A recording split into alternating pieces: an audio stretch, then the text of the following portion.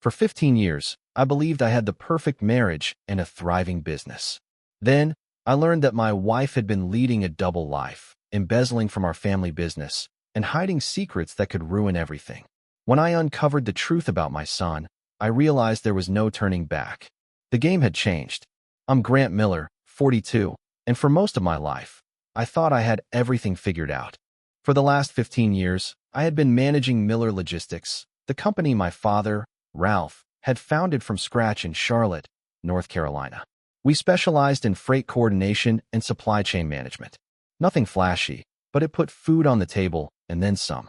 I had a lovely wife, 2 kids who made me proud every day, and a business that was getting stronger with each passing year. Valerie and I met in college at UNC Charlotte.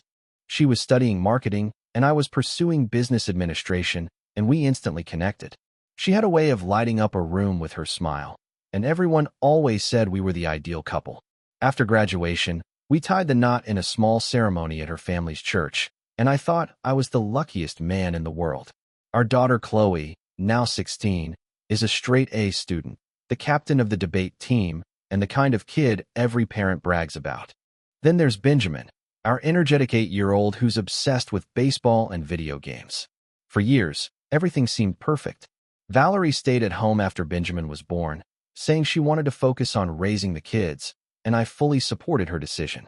Sure, I worked long hours, but that's what you do when you're building something meaningful. Every morning, I kissed Valerie goodbye, ruffled Benjamin's hair, and reminded Chloe to have a great day at school. Every evening, I came home to a warm house, dinner on the table, and stories about everyone's day. It was the American dream, plain and simple. But somewhere along the way, that dream started falling apart from the inside. The warning signs were subtle at first. Valerie became more distant, spending hours on her phone instead of talking to the family. She'd get irritated when I asked about her day, rolling her eyes as if I was bothering her with small talk. The woman who once greeted me with a kiss and a smile started barely looking up when I walked in the door. I told myself it was just a phase.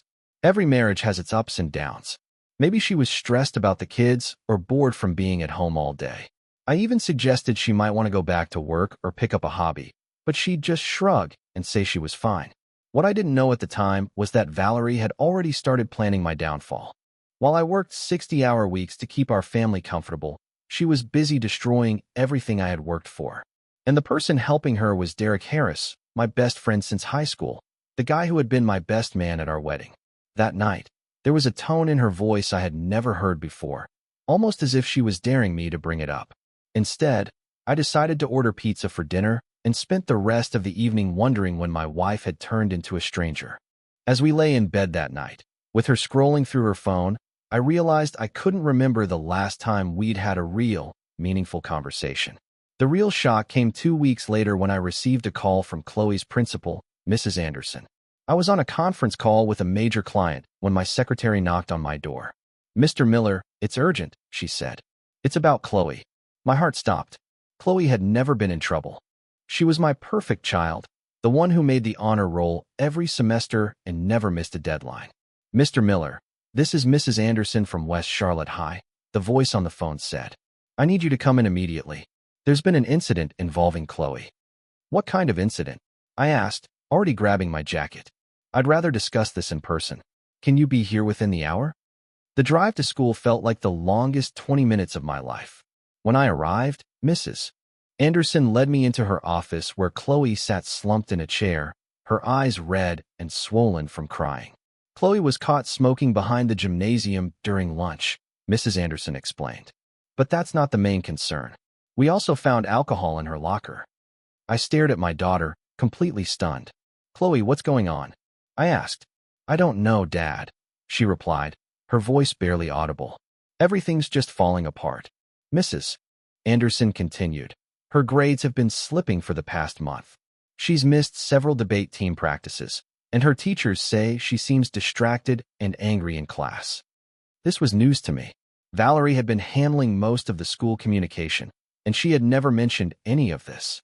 Either the school hadn't been contacting me, or Valerie had been intercepting the calls. "Why didn't anyone contact me sooner?" I demanded. "We left several messages on your home phone," Mrs. Anderson replied. We also sent emails to the address we have on file. That was Valerie's email address. She had been hiding this from me. After a long discussion about consequences and counseling, I drove Chloe home in silence. Finally, she spoke up. Dad, can I ask you something? Of course, sweetheart. Are you and Mom getting divorced? The question hit me like a punch to the gut. Why would you ask that? Because you guys never talk anymore, and Mom's been acting really weird lately. She's always on her phone, and yesterday I heard her crying in her room. I pulled into the driveway and turned to face my daughter. Chloe, I need you to know that whatever's happening between your mom and me, it's not your fault, and it's not something you need to fix by acting out. I just want things to go back to normal, she said, tears streaming down her face. That's when I realized that Valerie's actions weren't just hurting me. They were destroying our children, too. And that was something I couldn't forgive. That evening, after putting Benjamin to bed and having a long talk with Chloe about making better choices, I decided it was time to take a closer look at our finances. If Valerie was planning something, money would likely be involved. I went into my home office and logged into our online banking. What I found made my blood run cold. Over the past 6 months, there had been dozens of transfers from our joint savings account to an account I didn't recognize. Small amounts at first, $500 here, $1,000 there. But in the last month, the transfers had grown larger. $3,000, $5,000, even one for $8,000. I grabbed a pen and started adding up the numbers. $37,000 had been moved without my knowledge. I called our bank's customer service line. After being transferred 3 times, I finally spoke to someone who could help. Sir, I see these transfers were all authorized using the correct security codes and passwords, the representative said. They were sent to an account at First National Bank under the name V. Clark. V. Clark. Valerie's maiden name was Clark. She had opened a secret account using her maiden name and had been systematically draining our savings. This wasn't just a marital issue, it was theft. I hung up the phone and sat in my office, staring at the bank statements. My wife, the woman I had trusted with everything, had been stealing from our family, from our children's college funds, from the business account that kept food on the table. The next morning, I confronted her directly. Valerie, we need to talk, I said after the kids had left for school. She was at the kitchen counter, scrolling through her phone as usual. What about? She asked. I placed the bank statements on the counter in front of her. About the $37,000 you've been stealing from our accounts, I said. For the first time in months, I had her full attention. Her face went pale as she stared at the papers. Grant, I can explain. I'm listening, I said, crossing my arms. I was saving money for a surprise for the family. I was going to tell you, she started, but I cut her off. Cut the act, Valerie. I know about the account under your maiden name. I know you've been planning this for months.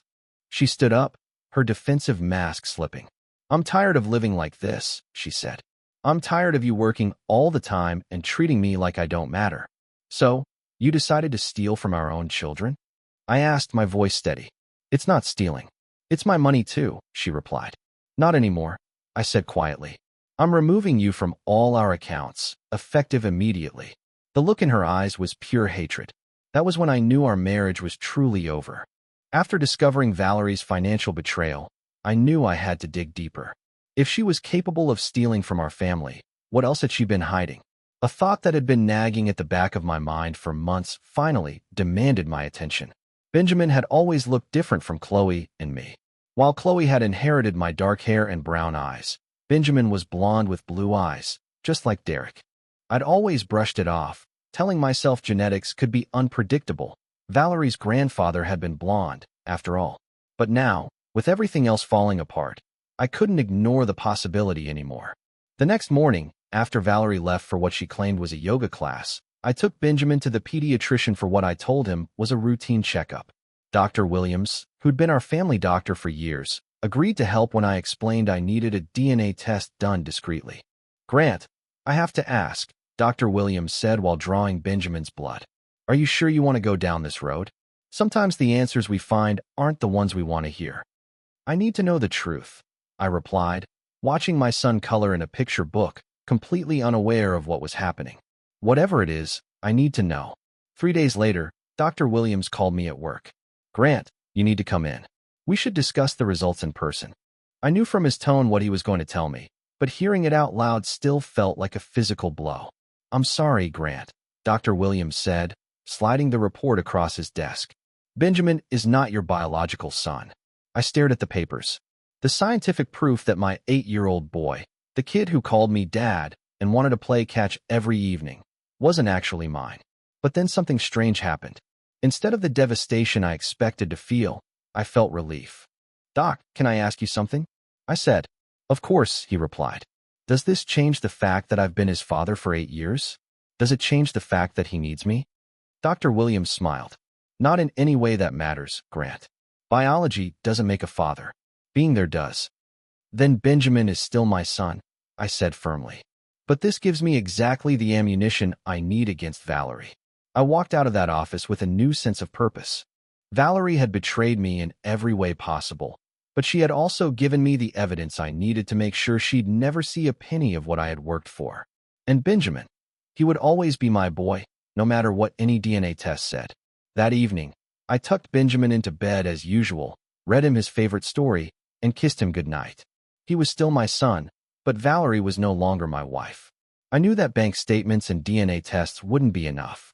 If I was going to protect my family and my business from Valerie's scheme, I needed professional help. The next morning, I called Mike Sullivan, a private investigator I'd used occasionally for business matters. "Mike, this is Grant Miller," I said when he answered. "I need your help with a personal matter." "What kind of personal matter?" he asked. "The kind that involves my wife planning to take me for everything I'm worth." Mike's office was in a strip mall in Matthews. Nothing fancy, but the man had a reputation for getting results. He was ex-military, built like a linebacker, and had the kind of no-nonsense attitude I respected. "Tell me everything," Mike said. After I laid out the basic situation, I showed him the bank statements, the DNA results, and told him about my suspicions regarding Derek. Mike listened without interruption, taking notes on a yellow legal pad. "How much proof do you need?" he asked when I finished. "Enough to make sure she gets nothing in the divorce," I replied. "And enough to make sure Derek's life becomes very complicated." "I can do that," Mike said, "but it's going to cost you. Full surveillance, phone records, financial investigation. We're talking about 15 grand minimum. Money is not an issue." "How long?" "Give me 2 weeks. I'll have everything you need." Mike was true to his word. Exactly 14 days later, he called me back to his office. This time, he had a thick folder waiting for me. "Your wife has been busy," he said, sliding photographs across the desk. These were taken at the Marriott downtown last Tuesday afternoon. The photos showed Valerie and Derek entering a hotel room together. The timestamps proved they had been there for 3 hours in the middle of the day, while I thought Derek was at work and Valerie was running errands. "There's more," Mike continued. "Phone records show they've been in contact multiple times a day for the past 6 months. Text messages, calls, even late-night conversations while you were asleep." Mike handed me another set of documents. "And here's the financial trail. Your wife has been feeding Derek information about your business contracts. He's been underbidding your company on 3 major projects using insider information she provided." "That son of a," I muttered, staring at the evidence of my best friend's betrayal. "It gets worse," Mike said. "They've been planning this for almost a year. Derek helped her open the secret bank account, and they've been funneling money out of your business accounts through fake consulting fees." I felt my jaw clench as the full scope of their deception became clear. This wasn't just an affair. It was a conspiracy to destroy everything I'd built. "Grant, there's one more thing," Mike said quietly. "They're planning to file for divorce next month. Derek's been in contact with a lawyer who specializes in taking down business owners." I looked up at him. Not if I file first. Armed with Mike's evidence, I knew I had to move fast. If Valerie and Derek were planning to file for divorce next month, I had maybe 3 weeks to protect everything I had worked for. I called my attorney, David Shun, first thing Monday morning. "David, I need to see you immediately," I said. "It's about protecting my business and assets from my wife." "How bad is it, Grant?" he asked.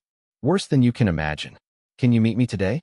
David's office was in Uptown Charlotte, a sleek space that reflected his reputation as one of the best divorce attorneys in North Carolina. When I walked in with Mike's folder, David knew this wasn't going to be a friendly separation. "Jesus Christ, Grant," David said after reviewing the evidence. "Your wife and best friend have been planning to rob you blind." "That's why I need to move first," I said. What are my options? David leaned back in his chair, already strategizing. We need to protect your business assets immediately. The good news is Miller Logistics is technically a family business that predates your marriage. We can argue it should be protected. What about our personal assets? I asked. Here's what we're going to do, David said, pulling out a legal pad. First, we're moving all business funds to accounts that only you control. Second, we're documenting every fraudulent transfer Valerie made. Third, we're filing for divorce based on adultery and financial fraud. Over the next week, I worked with David to systematically protect everything Valerie couldn't touch. We moved the business accounts to a new bank, documented every stolen dollar, and prepared a divorce filing that would leave her with nothing. But I wasn't done. If Derek thought he could destroy my business by stealing my clients, he was about to learn how wrong he was. I spent the next few days reaching out to every client Derek had stolen using insider information. I presented them with evidence of his unethical practices and offered them better deals than Derek could ever match. Within a week, Derek's architectural firm lost 3 major contracts worth over $2 million. Then, I made some calls to professional licensing boards. Architects who use stolen information to compete unfairly tend to lose their licenses quickly when the evidence is presented properly. Grant, what are you doing? Derek called me, panic clear in his voice. I'm protecting my business from thieves, I replied calmly. You should have thought about the consequences before you decided to stab me in the back. This is between you and Valerie, not me. The moment you helped her steal from my company, you made it about you. Enjoy explaining this to your other clients. By Friday, Derek's business was in shambles, and I was ready for the next phase. Valerie thought she was going to blindside me with divorce papers, but she was about to discover that I'd already won the war. The night before I planned to serve Valerie with divorce papers, I decided it was time to disappear. Not permanently, but long enough to let her panic and make mistakes. Dad, where are you going? Chloe asked as I packed a suitcase. I'm going to stay at Grandpa Ralph's cabin for a few days, I told her. I need some time to think. Is this about Mom? I looked at my daughter, who'd been through so much already because of her mother's selfishness. Chloe, things are going to change around here soon, but I want you to know that you and Benjamin are my priority, always. What about Benjamin? Is he really? Benjamin is my son, I said firmly. Biology doesn't change that, and you're both going to be fine. I kissed both kids goodbye and told them I'd be back soon. Then, I drove to my father's cabin in the Blue Ridge Mountains, a place where I could think clearly and plan my next moves. For 3 days, I didn't answer my phone. I let Valerie wonder where I was, let her panic about what I might be doing. Mike called twice to update me. She's been calling Derek constantly, Mike reported, and she tried to access the business accounts this morning. When she couldn't, she called the bank screaming. Good. Let her sweat, I replied. On Thursday morning, I drove back to Charlotte and went straight to David's office. It was time to make my move. Are you ready for this? David asked, holding the divorce papers. More than ready, I replied. At exactly 2 p.m., a process server knocked on our front door. Valerie answered, probably expecting a delivery or a neighbor. Instead, she was served with divorce papers detailing every aspect of her betrayal. I watched from my truck parked down the street as Valerie read the papers. Even from a distance, I could see her face go white as she realized the scope of what I knew. My phone started ringing immediately. I let it go to voicemail. Then she called again and again. Finally, I answered. Grant, where are you? Valerie's voice was shaking. We need to talk about this. There's nothing to talk about, Valerie, I said, my voice cold. You made your choices. This is crazy. You can't just divorce me over nothing. Nothing. I laughed bitterly. Adultery, theft, fraud, lying about Benjamin's paternity. That's not nothing. The silence on the other end told me she finally understood that I knew everything. Grant, please, we can work this out. No, we can't. You'll be hearing from my attorney. I hung up and drove to my father's house. Ralph Miller was 77 years old, but he was still sharp as a tack and tough as nails. Son, are you doing the right thing? He asked after I explained everything. Dad, she was planning to destroy everything you built, everything I've worked for. I couldn't let that happen. Ralph nodded slowly. Then you handle it like a Miller. We don't back down from thieves. 3 months later, I walked into the Mecklenburg County Courthouse in Charlotte with David by my side. The divorce proceedings had been brutal, with Valerie's attorney trying every trick in the book to get her a settlement. But when I showed up in that courtroom, her lawyers were completely unprepared for what I had. "Your Honor," David began, addressing Judge Patricia Williams, "we have extensive evidence of fraud, adultery, and systematic theft by the defendant." Valerie sat across the courtroom with her attorney, Mark Stevens, who had a reputation for taking wealthy husbands to the cleaners. But today, Stevens looked nervous as David presented our case. "Mr. Stevens," Judge Williams said, "I've reviewed the evidence submitted by Mr. Miller's counsel. Does your client have any response to these allegations?" Stevens shuffled his papers uncomfortably. "Your Honor, my client denies any wrongdoing and maintains that she's entitled to half of the marital assets." That's when David dropped the hammer. "Your Honor, we have bank records showing Mrs. Miller transferred $37,000 to a secret account without her husband's knowledge," David said, presenting the documents. "We also have photographs and testimony proving her adultery with Mr. Derek Harris." But the real knockout punch came next. "Furthermore, Your Honor, DNA evidence proves that the defendant's 8-year-old son is not Mr. Miller's biological child, the result of her ongoing affair." I watched Valerie's face crumble as the judge reviewed the DNA results. Her father, Roy Clark, who had been supporting her throughout the proceedings, stood up from the gallery. "Valerie Marie Clark," Roy shouted, his military bearing evident even at 61. "How could you disgrace our family like this?" "Dad, please," Valerie started. "No," Roy continued, his voice echoing through the courtroom. "I raised you better than this. To steal from your husband, to lie about that boy's father. You're no daughter of mine." Judge Williams banged her gavel. "Mr. Clark, please be seated or you'll be removed from my courtroom." Roy Clark looked at me with respect, something I hadn't expected. "Grant, you're a better man than my daughter deserved. You take care of those children." The final blow came when David presented evidence of Derek's business collapse and professional sanctions. "Your Honor, the defendant's co-conspirator has lost his architectural license and filed for bankruptcy as a result of his unethical practices." When Judge Williams delivered her ruling, it was everything I'd hoped for. "I find the defendant guilty of marital fraud and adultery. Mr. Miller will retain full custody of both children, including Benjamin Miller, whom he has legally adopted. Mrs. Miller will receive no alimony, no share of Miller Logistics, and no claim to the marital home. She is ordered to repay the $37,000 stolen from marital accounts." Valerie broke down completely as the judge's words sank in. Stevens looked like he wanted to disappear. As we left the courthouse, David clapped me on the shoulder. "Grant, I've never seen a more complete victory in family court." "It wasn't about winning," I replied. "It was about protecting my children and my father's legacy." That evening, I took Chloe and Benjamin out for dinner to celebrate. Chloe was starting to bounce back and was seeing a counselor to help her deal with the family upheaval. Benjamin, still not fully understanding what had happened, was just happy that Dad was home and Mom's yelling had stopped. "Dad," Chloe said over dessert, "are you happy now?" I looked at my children, both of them mine, no matter what any DNA test said, and smiled. "Yes, sweetheart. I'm happy." 6 months after the divorce was finalized, I was sitting in my office at Miller Logistics when my secretary buzzed me. "Mr. Miller, there's a woman here to see you. Says her name is Amanda Foster, and it's about Derek Harris." Amanda Foster turned out to be Derek's former business partner, a sharp woman in her 40s who had her own architectural firm in Raleigh. "Mr. Miller, I wanted to thank you," Amanda said after I invited her into my office. "Derek had been stealing from our partnership, too.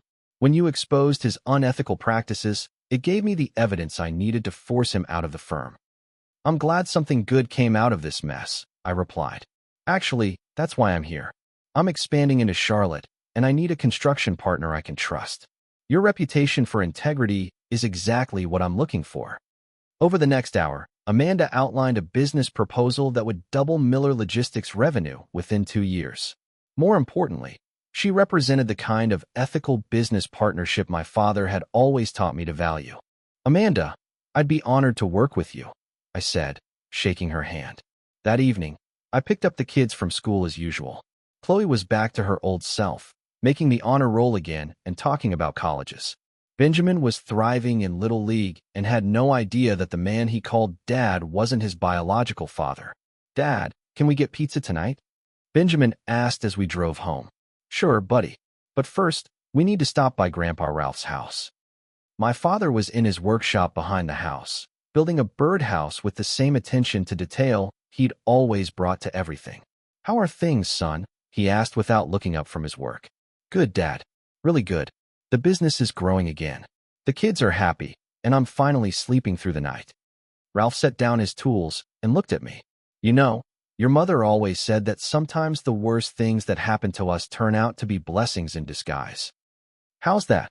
"Well, if Valerie hadn't shown her true colors, you might have spent the rest of your life married to a woman who didn't respect you or the family business. Now you're free to build something real." That weekend, I took the kids camping in the Blue Ridge Mountains, something Valerie had never enjoyed. We hiked, fished, and sat around the campfire talking about everything and nothing. "Dad," Chloe said as we watched the stars, "I'm proud of how you handled everything with Mom." "What do you mean?" "You could have been mean or angry, but you just did what you had to do to protect us. That takes a real man." Looking back now, 2 years later, I can honestly say that discovering Valerie's betrayal was the best thing that ever happened to me. Miller Logistics is more successful than ever. My partnership with Amanda Foster has opened doors I never imagined, and my children respect me in a way they never could have if I'd stayed married to their mother. Derek lost everything: his business, his reputation, and even Valerie, who dumped him the moment she realized he couldn't support her lifestyle. He's working for someone else now, rebuilding his life from scratch. Valerie moved back in with her father, Roy, who still won't speak to her. She found a job at a retail store and lives paycheck to paycheck. Sometimes I feel sorry for her, but then I remember what she tried to do to my children's future. As for me, I'm building something new, something honest with people I can trust. And my kids, they're growing up knowing that their father is a man who stands up for what's right, no matter what it costs.